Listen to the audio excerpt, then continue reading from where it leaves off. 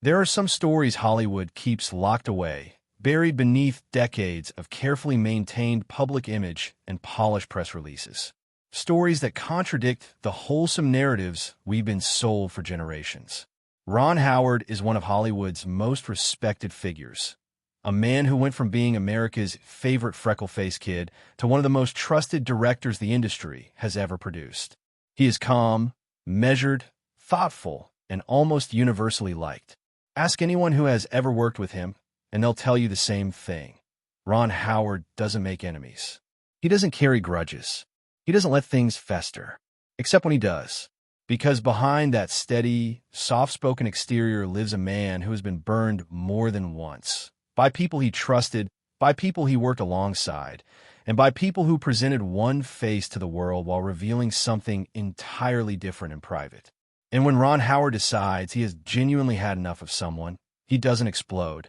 He doesn't storm off sets or fire off angry interviews. He goes quiet. And in Hollywood, sometimes silence speaks louder than any outburst ever could.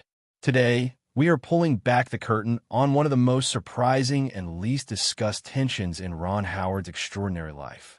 A tension that began when he was just a boy on a television set in the 1960s and echoed through the decades in ways that shaped how he sees people, trust, and the stories we choose to tell. This is the story of who Ron Howard utterly despised and why it matters more than you might think. To understand this story, you have to start at the beginning. Not at the Oscars podium where Ron Howard stood triumphant in 2002, and not on the Happy Days set where he became a teenage icon in the 1970s. You have to go back further, back to a fictional small town in North Carolina called Mayberry, and back to a little red-headed boy named Ronnie Howard who was just trying to do his job. The Andy Griffith Show premiered on CBS on October 3rd, 1960, and it quickly became one of the most beloved television programs in American history. The premise was deceptively simple.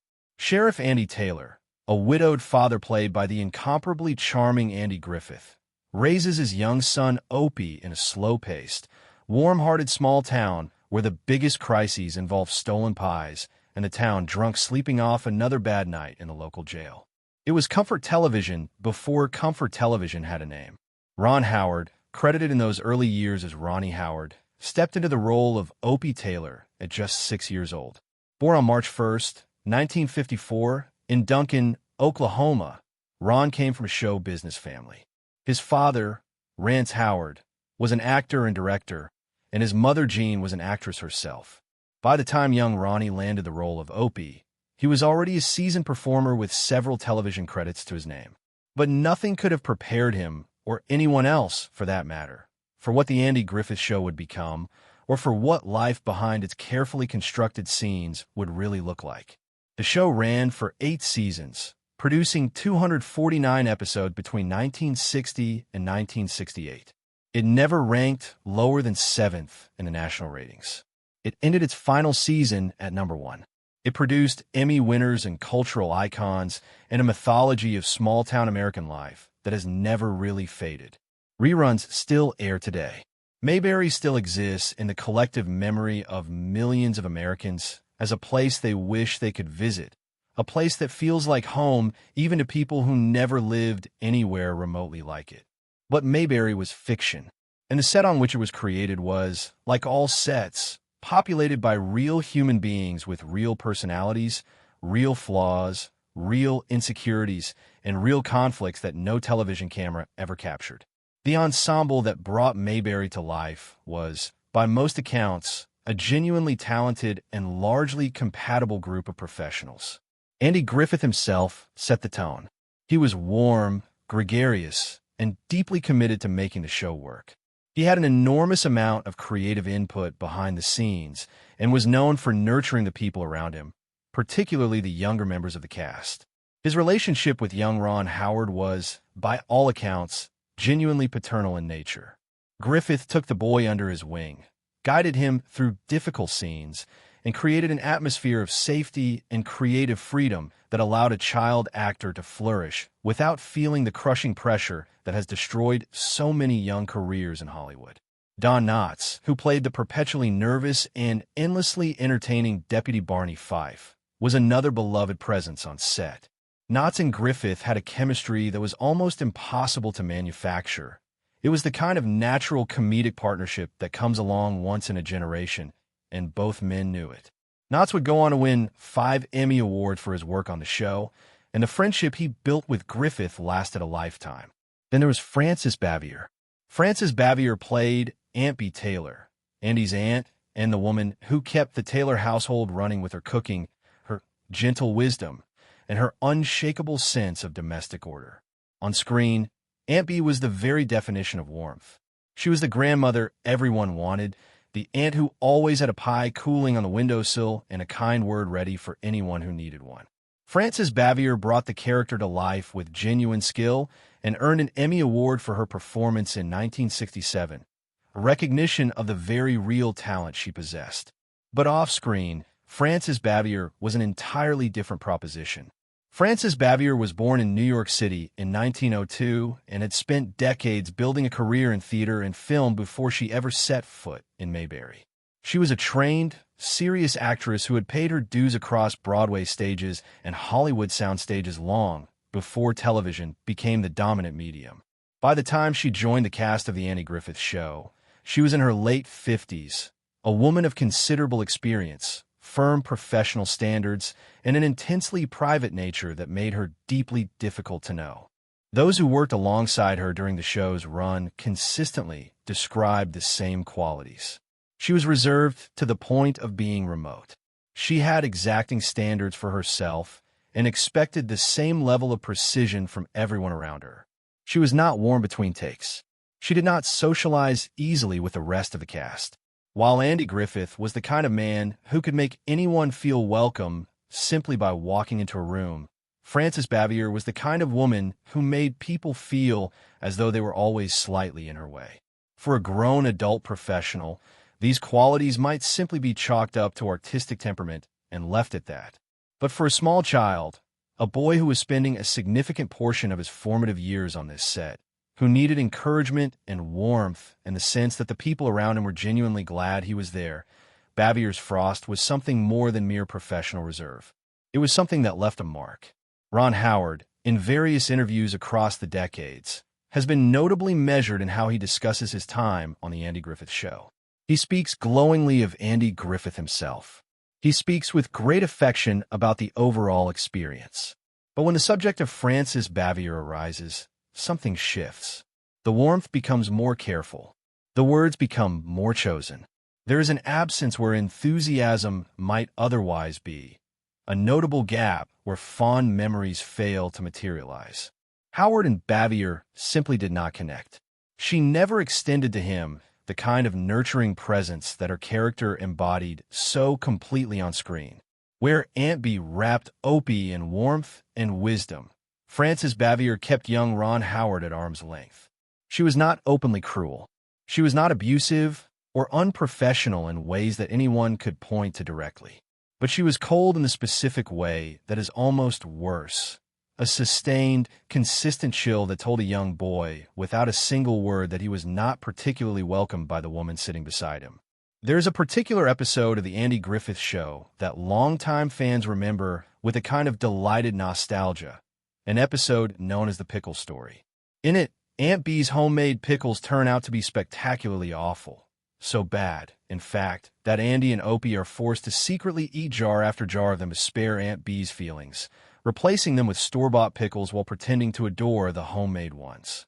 It is a warm, funny piece of television, exactly the kind of gentle domestic comedy that made the show so enduring. What audiences never knew was that Ron Howard detested pickles. Genuinely, sincerely could not stand them. The multiple takes required for that episode meant that Howard had to consume pickles over and over again, scene after scene, in quantities that turned an already unpleasant experience into something approaching genuine suffering.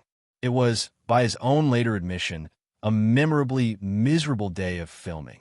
And he had to do it all sitting opposite Frances Bavier, whose cold professionalism offered him absolutely no comfort, no camaraderie, no shared laughter about the absurdity of the situation. Just the pickles and the frost, and the job that still had to be done regardless of how he felt about either of them. It is in some ways a small story. A child actor eating too many pickles on a television set is hardly the stuff of great drama. But it is also in the way that small stories sometimes are a perfect encapsulation of something larger. Ron Howard learned on that set what it feels like to work alongside someone who makes you feel invisible, who sits beside you day after day, shares the frame with you, says her lines, hits her marks, and never once makes you feel as though your presence is anything other than a professional obligation to be endured. That lesson stayed with him. While Ron Howard's discomfort with Frances Bavier was largely a private experience endured quietly by a child too young and too professional to do anything about it, the tension between Bavier and Andy Griffith himself was something of an altogether different and more complex nature.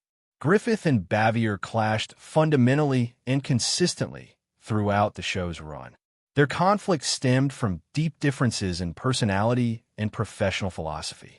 Griffith was collaborative, instinctive, and deeply social. Bavier was precise, solitary, and fiercely protective of her personal and professional space.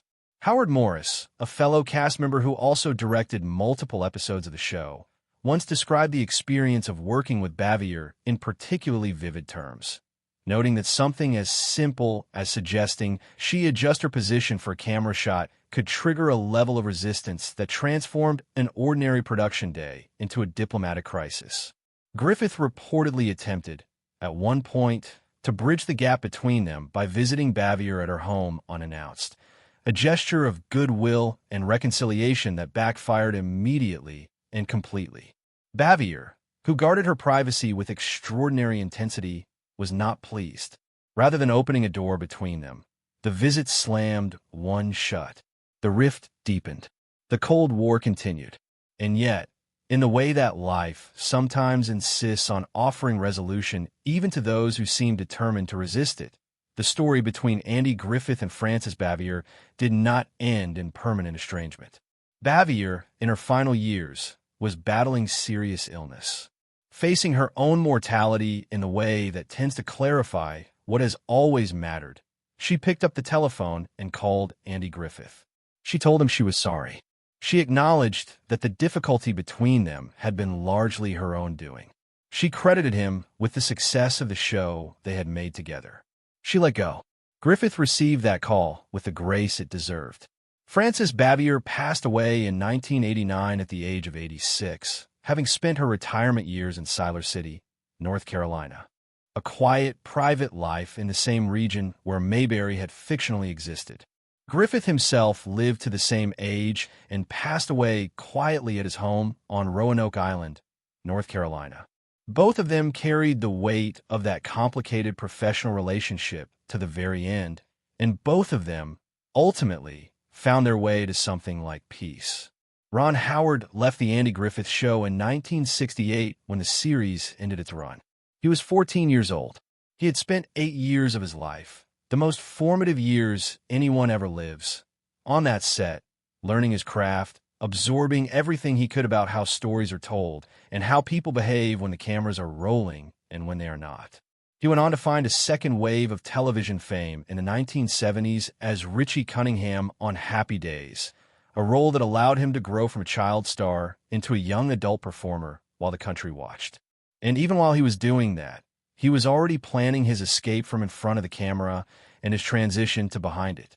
His directorial debut came in 1977 with Grand Theft Auto, a low-budget film he co-wrote with his father.